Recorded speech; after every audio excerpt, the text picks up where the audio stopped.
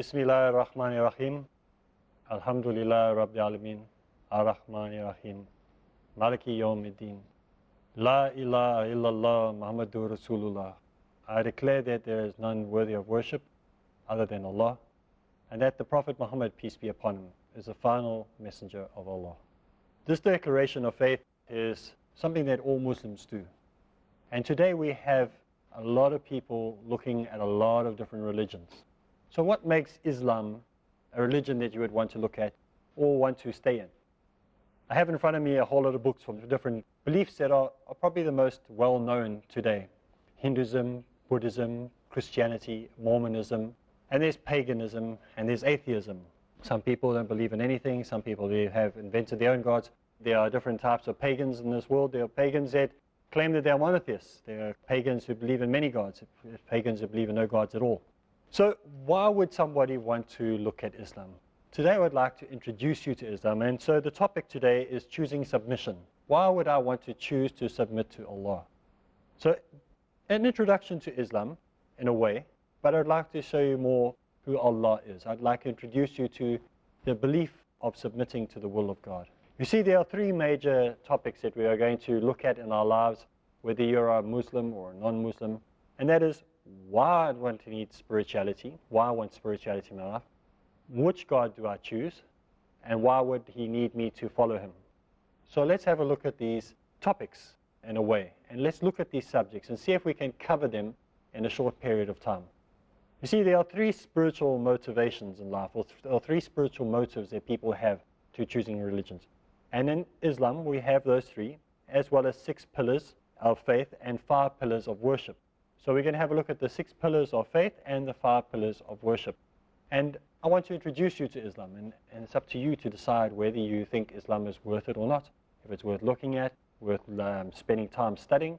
And I hope that, inshallah, we say that inshallah, God willing, that Allah will allow you to see what the beauty of Islam is, why there are over 1 billion people in the world that are following Islam, why there are so many people coming from all these different denominations and all these different religions that you see here before me, these textbooks, why they're leaving those religions and coming to Islam. Is it for financial gain? No. Is it for political gain? No. Is it for material gains? No. Is it because they want to marry somebody who's a Muslim? No. But we are finding is people are coming to Islam because of the following reasons. So what are people coming to Islam for? Is it because they are spiritually motivated to do this? That might be the right answer. So let's have a look. What is the spiritual motivation that people have for becoming a Muslim? Why do we need spiritual motivations? Why do we need to be spiritually motivated to do something or change something? You know, my brother, when he walked into the mosque for the first time, he said there was a feeling that came over me. He felt totally different. And from that day, he said, no, this is the religion for me. He didn't have the theology. He didn't have somebody going from the text to him, but he felt a spiritual change with him. Whether that is a good thing or a bad thing, I am not the judge, and Allah can work in any way. I've met other people where I've just walked up to them and they've opened their mouth and said to me, I want to become a Muslim. I haven't even identified myself as a Muslim. I haven't even come near them to say to them, I want to tell you about Islam. And they, from their own, have just come out and said, listen, I want to become a Muslim. So Allah can call people in all different ways. Sometimes it might be through a feeling. Sometimes it might be through a dream. Sometimes it might be through wise talking or debating. We don't know. But one of the things that we do know is that we are motivated for one reason or the other to change what we were to what we want to be. So maybe we were a Christian before and we were motivated to change to becoming a Muslim, maybe through a book or through some teaching. So what is our motivation for change? Basically, I've summed it up in two ways. Our motivation for change should be to fight evil and fight evil temptations, should be the one. And 2 is to fight evil inclinations. You see, we are inclined to do evil because we learn it from a young age. Very young, we are taught to have freedom of choice and freedom of thinking because this is what has been pushed by popular media. And so what we do today is we have so many options and so many choices available to us. So we seem to go towards evil inclinations and evil temptations. So for us to find a spiritual change or to be motivated on a spiritual change towards Islam, we have to have a desire. And that desire or that motivation within us must be to fight evil and to fight evil inclinations or temptations. These are the reasons why people go through changes in life. Some of the evil temptations in our lives that we can think of, young people at home, what are the temptations that you come across? Just think for a few of the temptations that you are faced on a daily basis. Now, what type of characteristics do these evil temptations bring out of you? What do they make you? What type of person do you become by following these evil temptations? You can look at the temptations that we often see, the most common ones. Selfishness. You know, when your brother and your sister, maybe you've got two brothers or maybe two sisters at home, and you ask your brother to maybe help you with something, and he doesn't want to help you, he doesn't want to give you something, he's selfish, he holds it back, he doesn't want to share it with you. And your parents say, stop being so selfish, share it with your brother or your sister. Maybe you've been selfish as well as an older brother, and you have an older brother in your home. And so you've been selfish by not wanting to share maybe golf clubs with him. Or maybe he wants the car for the weekend because he wants to move something from one home to the next, and you don't want to help him because you've been selfish. So maybe selfishness is this evil thing that we need to get rid of in our life. And then those are the temptations that come our way. Selfishness, sometimes it can be greed. Maybe we just want more and more and more for ourselves the whole time. Maybe it's ego and arrogance. You know, ego, I think I know it all. One of the reasons that it took me so long to become a Muslim was because of my ego and arrogance. I was very egotistical, and I thought, well, I'm a person who studied for so long. I'm a person who knows so much about Christianity. I remember when I was still a very young boy, the priest or the pastor in my church, he came up to me and he said, one day you are going to be a great priest and you're going to be a great pastor. And that arrogance got to me when I was a very young child, and I thought, yes, I'm going to be this guy who's going to have all these people listening to what I say, and I'm going to be so arrogant and control everybody. When I got into religion, especially in Christian religion, I had this ego, I had this arrogance around me. And one of the things that I had to learn when I embraced Islam was to get rid of this arrogance and this ego, to realize that I have to almost give up my whole life and have to die to my ego. Now, if you want to see somebody, if they're alive to the ego, see how many times they use the word I in a conversation. How many times do you use the word I in a conversation during the day? And there's something you can do for yourself when you get home, or if you're at home now, with a little pen and paper, write down the big letter I on a piece of paper. And then on the other side of it, write S and N. Because that's what I does. It leads you to sin. And so your ego and your arrogance can sometimes keep you away from doing what is right. Also, there can be hatred and grudges. You know, hatred, when you hate somebody, it's like you're digging a grave for them and you're burying them. And you're hammering on the head. That's what you're pushing them into the ground, making sure they stay there. So don't hold hatred and grudges for people. And don't be angry and have revenge. You know, sometimes we want to have revenge for people. This is not the characteristic that will bring you closer to Allah. This is not the characteristic that you need that will bring you closer. Jealousy and envy and cowardness, these are the type of things that we need to stay away from, we need to run from. And these are also the reasons why a lot of people want, when we come to Islam, we have to put these things aside. Doesn't mean we're not going to be lazy, doesn't mean we're not going to be angry, doesn't mean that we're not going to have love for money, doesn't mean that we're not going to be angry people. Well, these things are still going to be in our lives, but we take them on a daily basis and we give them to Allah and we say, Allah, I don't want these things to be part of my life anymore. I want to be different. So we have, maybe some of us can live in a country where we are encouraged to be racist. Maybe we live in countries where encouraged to have evil desires. You know, some countries, people hate people because they're Muslims. Just because they're Muslims, they hate them. They don't know why they hate Muslims, they just hate Muslims. And so we have these things thrown in our faces, and we wonder why, how can people have this racism? How can they have this prejudice? How can there be Islamophobia in the world? Maybe people are self-righteous. They think that they're better than they actually are. And it can even be sexual desires of the opposite sex. You know, these days we have people that their spiritual motivation is to go as far away from the truth as possible. And so what do we need to have? We've seen all the negatives. We've seen all these bad things that we don't want to be. What are the good things that we can replace them for? We need to have love for Allah and to have the strong desire to please Allah. You know, if we have the strong desire to please Allah, we'll find slowly but surely all these things that we thought were so difficult to get rid of will actually be quite easy to get rid of. Now, I remember a man once walking with me on the beach, and I won't tell you what religion he belonged to because that might spoil the story, but he wasn't a Christian, and he wasn't a Muslim. And when we were walking along the beach, he saw these people lying there half naked. You know how the women are in the popular beaches in the world. And there was all these young boys looking at her and whistling and making comments. So he went up to these young boys and he said to them, why do you whistle and why are you looking at that woman like that? Why are you looking at that woman with lust and all this? So these young men started laughing and they were joking because they had their surfboards and they're acting all cool, like they were like so clever and so macho. And this man said, why? Why are you looking at this woman? They said, well, can't you see? She's so pretty, she's so good looking. And he said, no, why are you looking at her? If she was dead and she was lying there dead and her body was a corpse, would you find her attractive? And all the guys said, oh, no, that's gross, that's disgusting, no, never. So what were they attracted to? They were attracted to an illusion.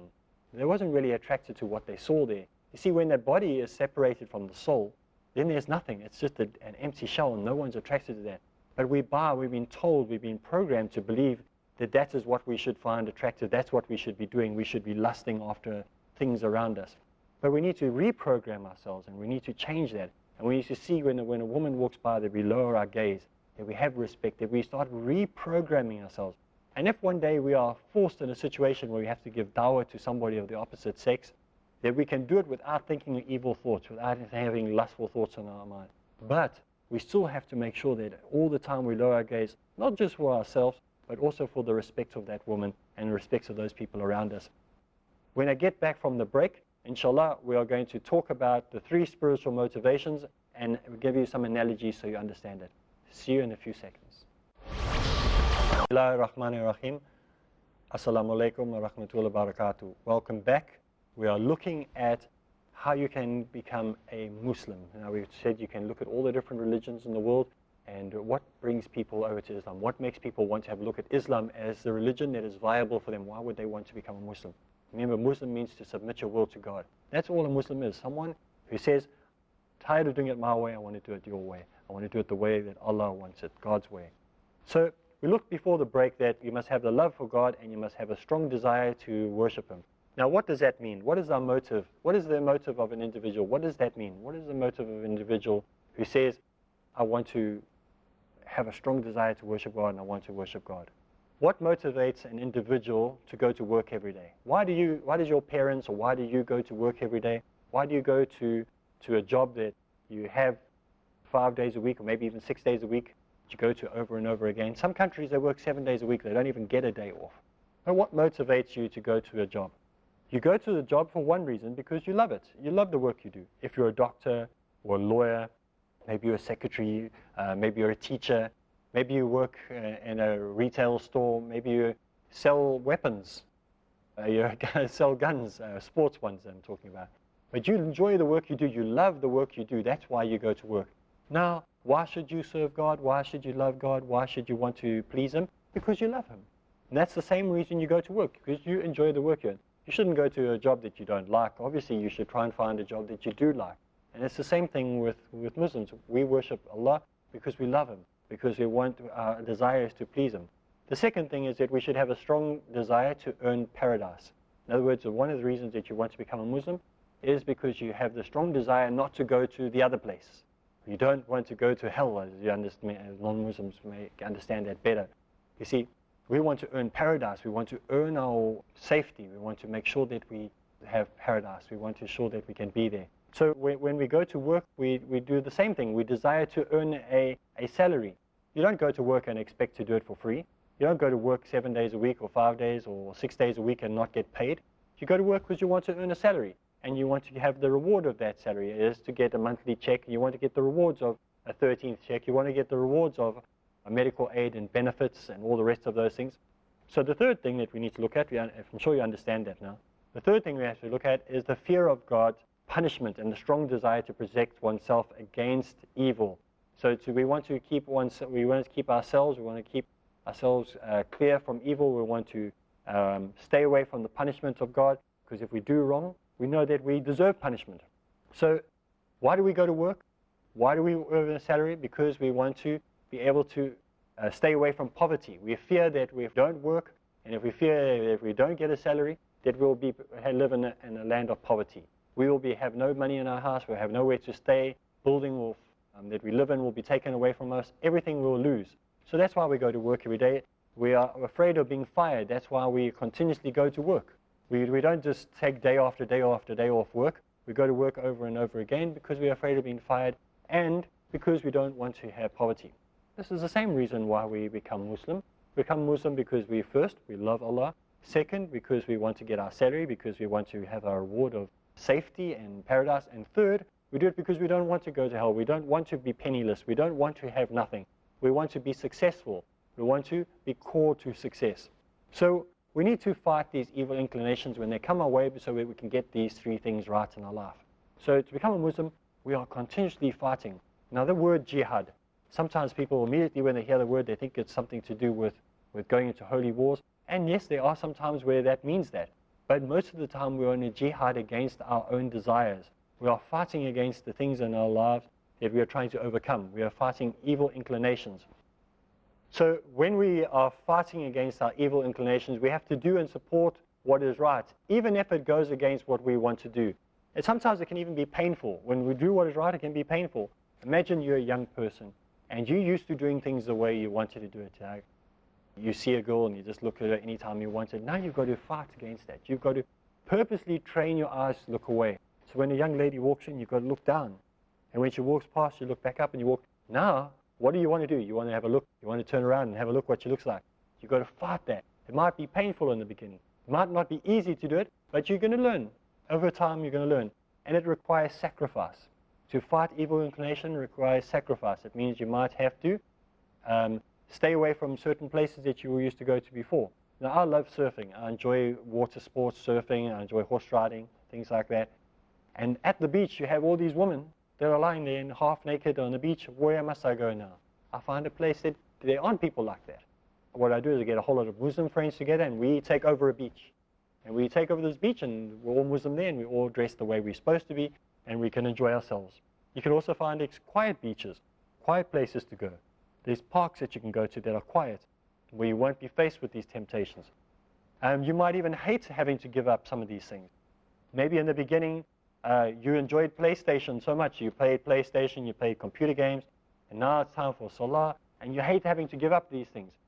All sin we don't want to give up. There's not one, I don't think there's anyone who honestly says, I want you to give this up, but we realize by giving it up, it is better. You know, inclinations as human beings is to want to sleep long. We don't want to get up early in the morning to make our Salah. We don't want to do the Salah when we want to do it because our inclination is to be lazy. We don't want to do it, but we train ourselves. And we don't say, I hate doing it. We don't say, I don't want to do this. We don't say it's a mission or it's difficult for us. We do it because we suddenly realize this is better for us. It's training. When any of you did national service, maybe you did military training, maybe you were in the Scouts or the Cubs or Girl Guides or whatever it might have been, and you did these things, and many of the times you didn't want to tie those knots that they showed you how to tie because it was hard and it was difficult. And you hated these knots. You said, I don't want to ever do these knots again. Maybe they showed you how to hoist the flag. You said, oh, I hate flags. I never want to do it again. But once you got it right, what happened? You loved tying the knots. Every time somebody came to your house, you showed them how you could tie special knots. Maybe when you went out on a yacht one day, you were able to hoist the flag for the yacht properly, and you felt so proud because you were able to do it. This is what it means. It means training, and sometimes in the beginning you don't like it, but it's better in the long run. Also, you might find that it goes against your materialistic benefits. In other words, you might not be able to go and buy those things that you're used to buying or having those things that you're used to having, and so you lose out sometimes financially. Now, when I reverted to Islam, I lost a lot of materialistic things. I lost a home, I lost a car, I lost my family, certain members of my family, I lost financial income. And 7 years along, I still haven't benefited from those. Those things haven't increased, and I haven't changed. I'm still struggling. But if I had simply stayed where I was, I would have had all those materialistic gains, but none of those spiritual benefits. So when we look at Islam, and when we want to find Islam as a viable option against all these other religions that are out there that say, you'll be materialistically well off, Islam is not going to guarantee that. You see, it might be tough. You might not be materialistically well off. But remember that when we hear the call to prayer, it says we are called to success. So as Muslims, you can be successful. In fact, you should be successful. But don't expect that now that you become a Muslim, everything is going to be hunky-dory and everything is going to be okay. When you are called to Islam, if you're looking at Islam, you go to Islam because you want to please God. Remember what we spoke about in the beginning? You want to be a better person. So when we look at evil and we fight against evil and we fight against evil inclinations, we have to stop ourselves from doing what is wrong, and we have to do what is right. And we cannot condone those things that are wrong, even if it is for a good purpose. You know, sometimes people say the end justifies the means. You know, even if you think it's for a good purpose, you see somebody doing something wrong, and you think, well, I'm not going to say anything to them because then they might not like me as a Muslim, or they might not want to look into Islam. No, you never ever do that. You always tell the truth, and you always represent Islam honestly. Maybe if you're a Muslim and you're watching, you say, but this Muslim told me that it's okay to do that. No, he's wrong. He didn't. That's what he told you is wrong. The end never justifies the means. In other words, you can say, well, I can open up a drug den, I can sell drugs because on the wall I've got all Islamic posters. No, you cannot do that. You can say I want to open up an escort agency where women can sell their bodies, but what we'll do is we'll give dawah to them and we'll play Quranic videos. No, you can't do that. The end never justifies the mean. You cannot do evil things to try to do something good. So you have to stop yourself from doing what is wrong, and you have to do what is right. And you cannot condone or accept practices that are wrong. So another thing you must do is you must not love doing wrong. You must love doing what is right. So if you are doing what is right, that is good. If you're doing what is wrong, that is not good. So you must learn to hate. You must ask Allah to put in you a hate for that thing that you are doing wrong. Maybe it's your pet sin. Maybe it's the thing that you like doing. You know, sometimes I look at people and I have a very overactive imagination. And sometimes I imagine that I see people walking their dogs down the road. But they're not walking their dogs down the road. They're walking their pet sin down the road on a leash. You know these people, high society people, you see them with their poodles and they're all cut and they're all different colors. And they're walking them. Imagine if you'd see people walking their pet sins down the road. They've given up everything and they say they want to live a Muslim life, but yet they're walking down the road with their pet sin and they feed it and they give it nourishment. You know, the left and the right hand. How often are we feeding the evil? How often are we giving shaitan food and nourishment and doing things wrong with this hand? We must move all the good things over to this hand. This hand, let it do as little as possible. Don't feed shaitan. Feed the good. And so we must start loving doing right and stop doing and forbid what is doing wrong, even if we see it in other people. But now don't be overboard and go scream at everybody every time you see them doing something wrong. Do it kindly and with compassion and do it nicely. So in Islam, we want to go over to the truth and we want to stay away from error and bring material benefits in this life to a minimum. In other words, you don't have to have so much money. You don't have to have all those things. Obviously, if you're blessed with them, that's great. But don't think that you have to rely on these material benefits to have a good life. You don't have to have name brand t-shirts and name brand clothing. And as Muslims, some of us are really spoiled. You know, we want to have all the name brand things. Be happy with what we have. You don't have to always spend twice the amount of money just so that you can have the name brand. We must be grateful for what we have. Use our finances wisely.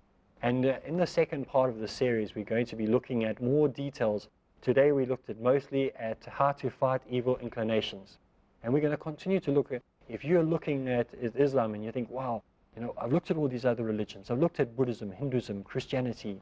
I've looked at all these religions and I'm looking at Islam and I really think this is something I'd be interested in. You do not want to miss the next episode because we're going to look even more in depth why Islam is a religion you'd want to look at. Looking forward to seeing you again, inshallah. And from me, Areeb Islam, Assalamu alaikum.